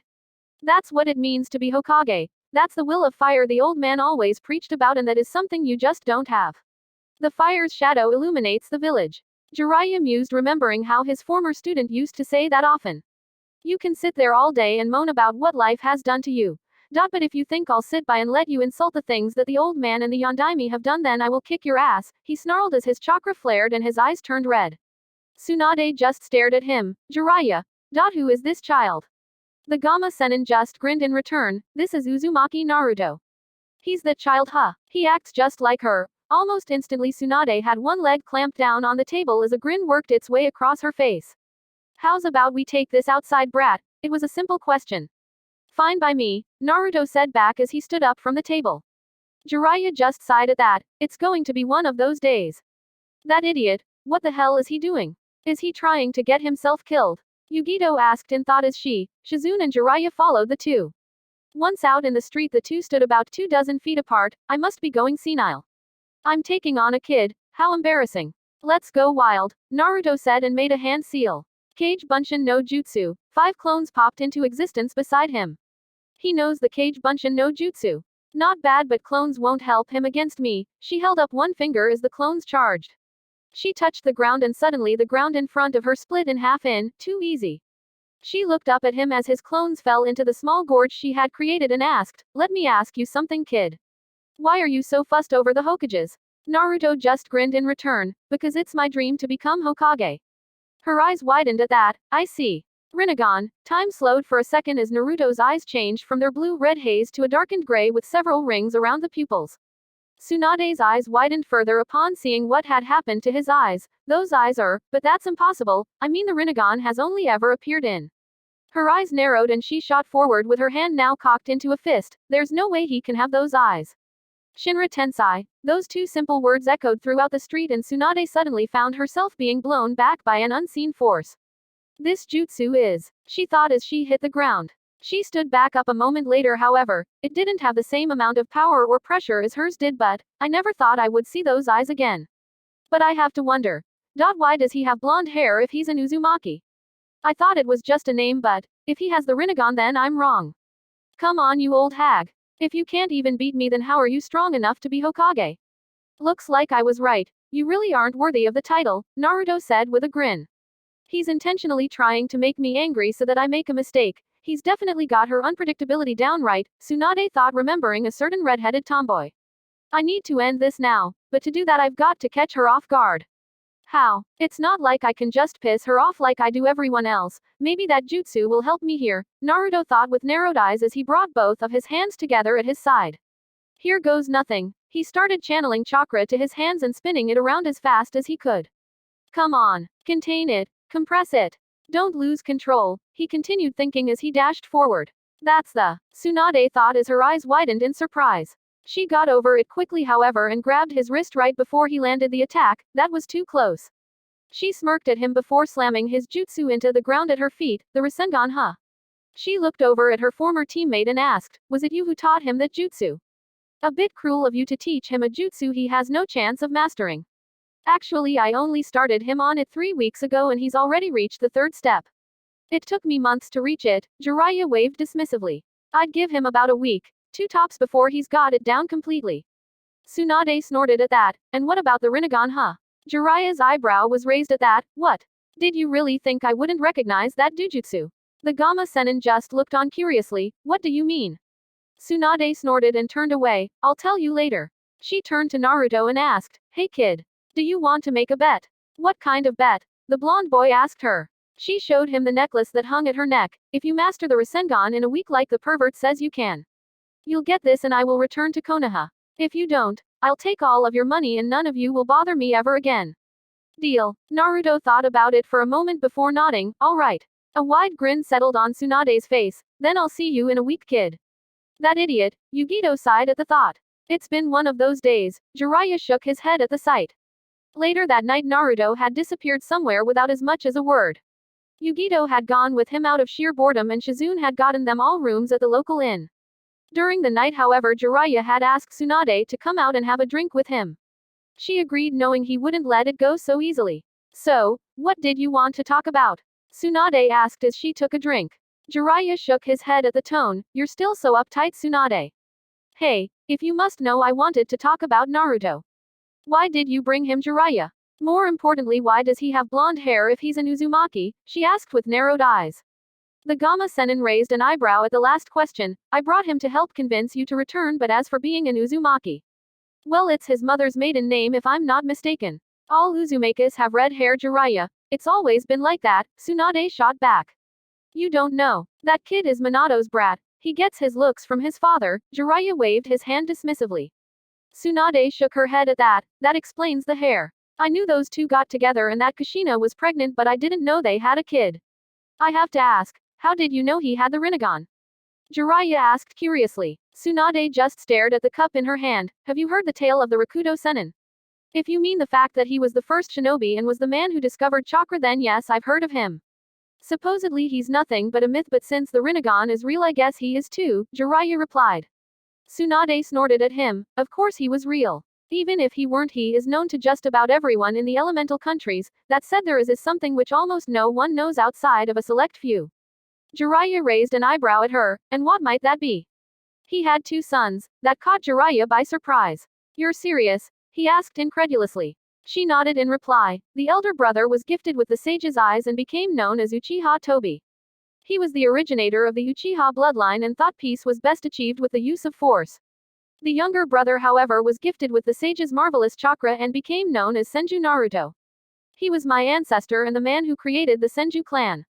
Naruto, as in the same name as the brat? Jiraiya asked, surprised. Tsunade nodded at that. I suppose it's fitting that his name was Naruto considering his beliefs. Unlike his elder brother, he thought peace could be achieved through never giving up and always looking towards the future. On his deathbed, the Rakuto Sennin chose him as his successor over his brother just before he died. In doing so, Uchiha Tobi attacked his little brother out of jealousy and anger. This sparked the conflict between the Uchiha and Senju clans all the way through to the founding of Konoha. That's all well and good, Tsunade, but what does that have to do with Naruto and the Rinnegan? Jiraiya asked, losing patience. I'm getting to that, she shot back. During the clan wars before the shinobi villages were founded, a section of the Senju clan broke off from the main group and wanted to leave in search of a place to call home. They settled on a remote island just off of water country surrounded by hundreds of whirlpools, she explained. Whirlpool country, Jiraiya deduced. Tsunade nodded at that. It was relatively peaceful and out of the way. Soon after, though, a man named Senju Arashi awakened the Rinnegan, which came as a very large surprise to the group. When more of them started activating their own Rinnegans, Arashi founded a clan independent of the Senju, which he named after the country itself. Uzumaki? Jiraiya asked, catching on. Tsunade nodded again. Yes. After the clan wars had ended, the Rinnegan kept appearing in the Uzumaki clan, but not always. Sometimes it skipped a generation and other times it just disappeared. There was one family, though, that it kept appearing in throughout each generation. That family became the royal family of the Whirlpool country. Don't tell me, Arashi's family, right? Jiraiya took the seemingly wild guess. Yes, Uzumaki Arashi was said to have been a great man who unified the entire Whirlpool country and the small neighboring islands. When it was all said and done, his descendants kept on activating their own Rinnegans, Tsunade continued. All the way to the former queen of the Whirlpool country, Uzumaki Kushina, she finished. Jiraiya's eyes narrowed at that. Then Naruto really is the heir to throne. Tsunade snorted at that. He would be if there was a Whirlpool country still around. Jiraiya closed his eyes at that. Yes, I heard about that. The Kyuubi no Kitsune destroyed that entire country right before it attacked Fire Country. I never did find out how it got past water and lightning countries without anyone noticing though, Tsunade said darkly. Do you know if anyone survived? Jiraiya asked. Tsunade shook her head at that. No. But then again, this the Kyuubi we're talking about. It said that a single swing of one of its 9 tails can cause a tsunami. I guess they were right. I didn't know Kushina had the Rinnegan. Neither she nor Minato ever told me, Jiraiya said as his eyes closed slightly. Yeah, well, the only reason I knew was because I was Kushina's doctor before she passed on. Tsunade shook her head at the last part. Well, Naruto had to get from somewhere. Nagato probably got it from the same place, but he didn't even know what it was until I told him about it, like his parents didn't know, Jiraiya mused. Nagato, you mean one of those orphans you took care of back during the war? He nodded at her question. Some of the Uzumaki did settle down back on the mainland, Tsunade told him. You must be right about it slowly dying out in everyone but the royal family, Jiraiya said as he thought of his former red-haired student. I can only imagine what Orochimaru will do when he finds out you've met us, he mused. Tsunade eyed his for a moment before speaking again. I don't know what you're talking about. I don't know what he's offered you, Tsunade, to make you hesitate like this, but I don't care.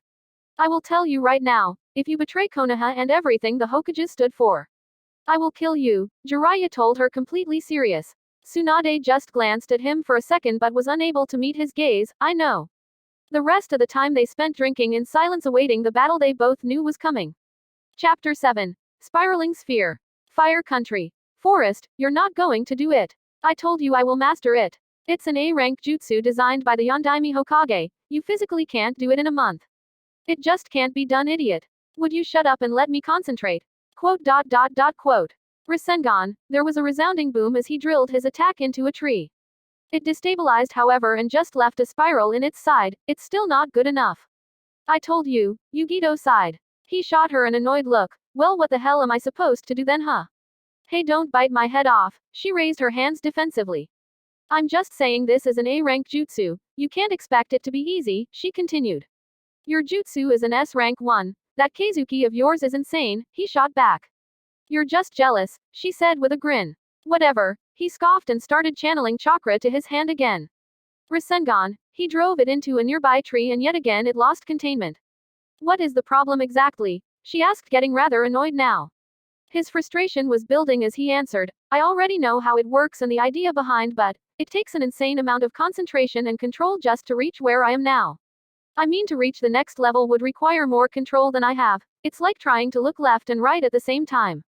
It just can't be done. That's it. That's what this is about.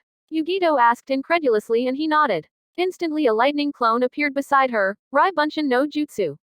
If you want to look left and right at the same time, then why don't you use clones? Naruto's eyes widened as a grin spread across his face. Yugito, you're a genius. A week later the two were just entering the room they were staying when they felt something wrong. Call it as gut feeling or whatever you want, but it was something in the air that day. Something's wrong, Yugito commented as she opened the door. Hello, we're back, she called out but no one answered. Rinnegan, Naruto's eyes shifted to his dujutsu and he scanned the room.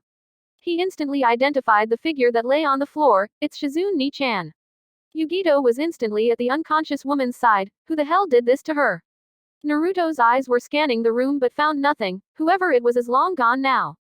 From what I can tell, she was hit by a blast of pure chakra in a concentrated stream not unlike those used by Konoha's Hyuga clan, only instead of a precision strike like what they do. This appears to have been done with brute force. I doubt she'll be ready for a fight anytime soon. Can you do anything? He asked as he leaned up against the wall and was peeking out of the window. It's nothing I can't fix, she replied as her hands glowed green. We have company, Naruto stated as he helped Jiraiya into the room through the window. Oh my god, Yugito gasped when she saw the state the man was in. He wasn't injured exactly, but he didn't look to be in any shape to fight at the moment. What happened? Tsunade, he gasped out as the girl tried to heal him. She slipped something into my drink last night and left me at the bar. Leave it to her to use an odorless drug to distort my chakra control. There's nothing I can do about this without any knowledge of the drug. The good news is that it should wear off in about an hour or two, Yugito told him. That's good. Are you going to tell us exactly what is going on now, Shizune? Jiraiya asked as he saw that the woman had regained consciousness. Shizune gulped and nodded. All right, I'll tell you everything. Fire Country. Plains, you're afraid of blood, aren't you? How about I show you some? I'm going to splatter as much of your blood as I can while keeping you alive, the Otojonin shouted as he dashed forward with a pair of kunai in hand. Tsunade struggled to stand. I can't dodge in time. A sudden large poof of smoke shot from the ground in front of her, effectively blocking them both from view. What? The smoke soon cleared to reveal Jiraiya, Shizune, Naruto and Yugito standing in a firm line between her and the two Oto nins. What are you doing here? Well, it has been a while, Jiraiya, the one in back said amused. You're looking as morbid as ever, Orochimaru, the Gamma Sennin smirked. Naruto, the Oto Jonin smirked upon seeing him. The Konoha Chunin instantly recognized him, Kabuto. Well, it seems that these two know each other, Jiraiya commented. Why are you fighting with Tsunade Obeken? Naruto asked, not understanding. Not too sharp are you, Naruto? That's why you'll never be able to beat Sasuke, Kabuto said with a smirk. Naruto's Rinnegan intensified the glare he sent at him. You're a traitor. That's right. I'm a spy for Otokage, he declared. Then everything you did for us in the Chunin exam was nothing but a lie. Naruto gritted his teeth as his fists clenched at his side. I was collecting information on all of you. I discovered some things about you as well. You're different from Sasuke. You don't what it takes to be a shinobi, Kabuto stated. For example, here you're just an out-of-place genin who got lucky at being promoted to Chunin. Sure, I expect something from that demon inside of you, and those eyes of yours caught me off guard, but compared to the Sannin, you're a real disappointment. Right now you're nothing more than a... Are you really buying this shit, Naruto? Yugito interrupted, seemingly annoyed at the Oto nin's words. If he was such a bad shinobi, then how come he beat Gaara at the exam? How did he beat that Hyuga brat? How did he get promoted to Chunin? His record should speak for itself, he finished with a grin. Kabuto glared at her. Shut it, girl. You are. The Raikage's granddaughter, aren't you? Yes, I am, though, like Naruto's. My record speaks for itself too, she said with a cat-like grin crossing her face. You're a Jinchuriki, the Oto Jonin stated when he saw her eyes flash purple. Do you think you can take him? Jiraiya asked the two. We'll be fine. You just worry about the other traitor. Naruto practically spat the last word. Yugito, he said, and the two suddenly dashed forward. The message was clear. I'll line him up and you knock him down. She nodded as four clones instantly appeared at his side. Kage Bunshin no Jutsu. Pathetic. Kabuto smirked. He drew a pair of kunai and slashed the first two clones, reducing them into smoke. The other two clones came from his side, but he quickly destroyed them too with two well-placed chakra strikes to their chests. Chakura no Mesu. His eyes widened in surprise, however, when he felt a shift of heat in the air. The smoke from the clones is blocking my vision. I can't see where they're attacking from. Keizuki, he heard the whisper and immediately shot away from it. Yugito appeared out of the smoke and slashed at him with what appeared to be a flame-covered arm. He narrowly evaded the attack with the blade, cutting cleanly across the front of his vest. He jumped away and was already making hand seals while in midair. I cannot let her get close or I'll be killed. He then took a deep breath and exhaled a large cloud of smoke at them. Kaden, Kusumi Endu no Jutsu. The cloud suddenly covered over the two Chunin, and Yugito's eyes widened as the flames on her suddenly exploded and tried to consume her. Shinra Tensei. The whisper was soon followed by a sudden blast of gravity. The flames were stuffed out instantly as Naruto caught her as she fell. Are you alright? I'll be fine. She winced as she began to heal her now burnt arm. You know, I've been trying to figure out how a loser like you, someone with absolutely no talent whatsoever, can have that dujutsu. Sadly, no matter what I tried, I couldn't seem to get any information on you from Konoha or anywhere else. It was like you didn't exist, like you weren't even born, and yet you were born. All I managed to find was a name, Uzumaki Kushina. Kabuto watched as both Tsunade and Jiraiya tensed at the name. So you know that name, Jiraiya. Tsunade, I wonder why you haven't told the brat that he's the heir to the Whirlpool country's throne. That got wide eyes from Naruto, Yugito and Shizune. What are you talking about, traitor? Naruto growled as his eyes flashed red for an instant. Uzumaki Kushina was the last queen of the Whirlpool country. When she was pregnant with you, she came to Konoha since it had the best doctors in all of the nations. When she was gone, however, her country came under attack from Kyuubi no Kitsune and the entire place was leveled. She apparently died in childbirth when Kyuubi attacked Konoha, and you were used as a living weapon to stop a demon, the Oto Jonin explained. Living weapon. Actually, the Yondaime chose him as his successor. Jiraiya smirked as he spoke, catching everyone off guard. Namikaze Minato was a man of honor. He wouldn't grab a random child to stop the Kyuubi. He chose Naruto to surpass him in every shape and form. Plain and simple. As for Kushina-chan, well, she also had the Rinnegan, so of course he got it from her.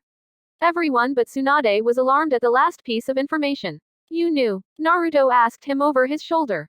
That you were her kid? Yeah, it was pretty obvious since your personality is almost identical to hers, the Gamma Sennin stated.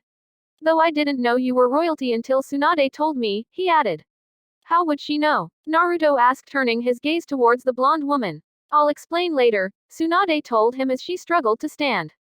Right, Naruto nodded and turned back towards the two Oto nins. Enough of this farce. Kabuto, Orochimaru smirked as the sleeve on his arm was rolled up to reveal what looked like a summoning seal. Oh shit, Jiraiya growled out after he bit his thumb and started forming hand seals just as Kabuto did the same. Kuchio's no jutsu. The two called out, followed by two large columns of smoke. When the smoke cleared, Orochimaru had summoned two snakes while Jiraiya summoned only a small toad, Gamakichi. Yo, the small toad waved. Damn it, my chakra must be royally screwed up right now, Jiraiya thought with a grimace. Orochimaru chuckled at the sight. There's still no cure for stupidity, Jiraiya. Even for an idiot like you, that's pathetic. Tsunade must have done something to you, kukukukuku, pathetic as always. Go fuck yourself, pedophile. I know you've got the whole evil bad guy theme going for you, but you are seriously starting to piss me off, Yugito shot back at him. Kuku little girl, you have no idea who you are messing with, the hubby Sennin chuckled at her obvious attempt to rile him up. And neither do you, she growled back.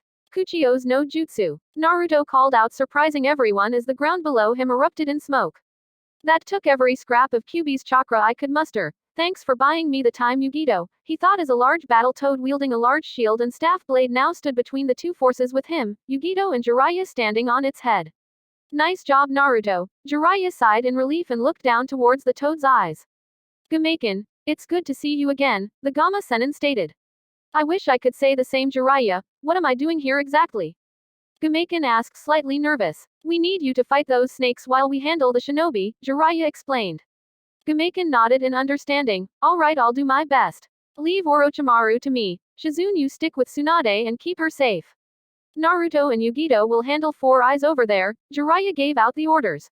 But Jiraiya-sama, with your chakra, Shizune began. Even in my weakened state I am the best choice to face him right now. Besides, his arms are useless, so I should be fine, Jiraiya interrupted. Here they come, Naruto said when he saw the two snakes barreling at them. Any time now, Naruto, Yugito said. Shinra Tensei, the two summoned snakes were instantly repelled away from them by an unseen blast of pure gravity. Jiraiya jumped off immediately towards Orochimaru, who had already lunged to intercept him. Kabuto came at the two Chunin as they touched down on solid ground once again. Gamaken went off to deal with the two snakes as Kabuto got within range of the two. Kage Bunshin no Jutsu. 5 clones instantly lunged to strike at him. He effortlessly destroyed them, however. Clones are useless here, Naruto-kun. Do you want to run away? You should know when to call it quits and save yourself. You talk too much, Naruto shouted back as his clones were slaughtered. The girl. Kabuto turned swiftly, knowing that the Kumo Nin was the greater threat, and prepared to dodge the jutsu he had seen before and was expecting. Reikyu. He was shocked, literally, when a ball of pure lightning slammed into his chest and blew him back into a nearby tree. Shinra Tensei. There was an audible crack as the tree gave way under the violent force of nature and Kabuto's bloodied body fell to the ground. Did we get him? Yugito asked as Naruto fell back to her side.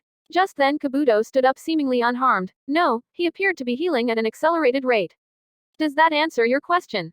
Naruto shot back as he stared at the Oto Jonin. A well thought out plan and trick, but nothing more than that.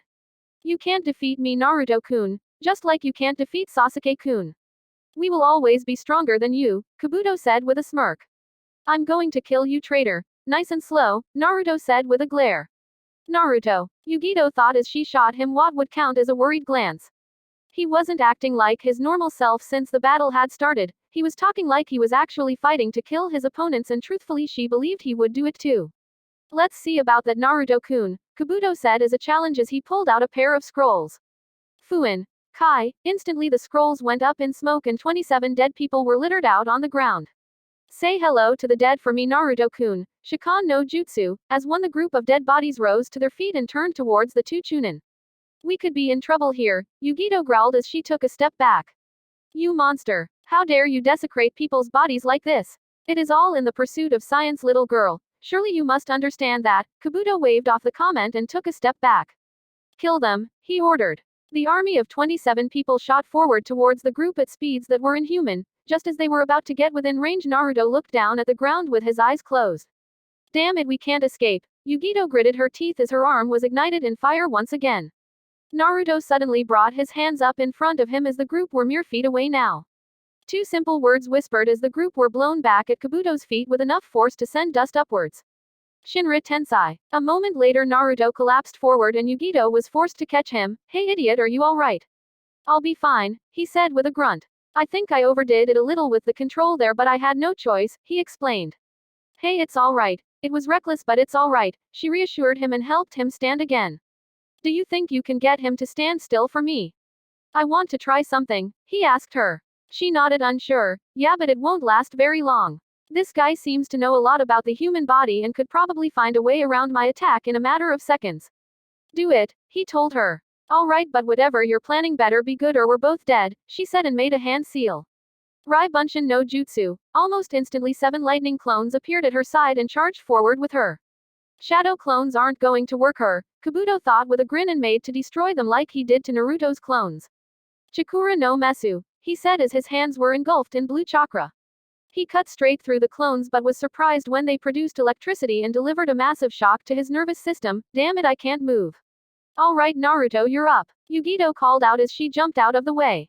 Hey Obeken, Naruto said over his shoulder, getting the woman's attention. Get ready to pay up on your bet. His hands settled into a familiar seal. Kage Bunshin no Jutsu. A single clone popped into existence beside him as he held out his hand towards the unmoving Kabuto.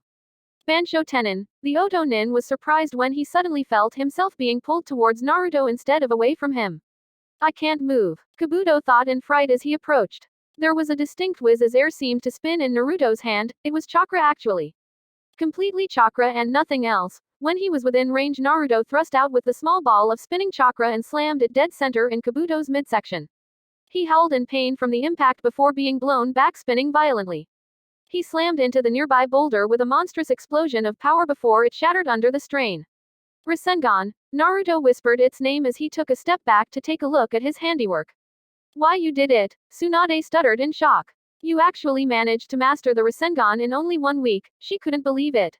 You used a shadow clone to fuse the chakra into it and spin it while you yourself contained it, Yugito said with a wide grin.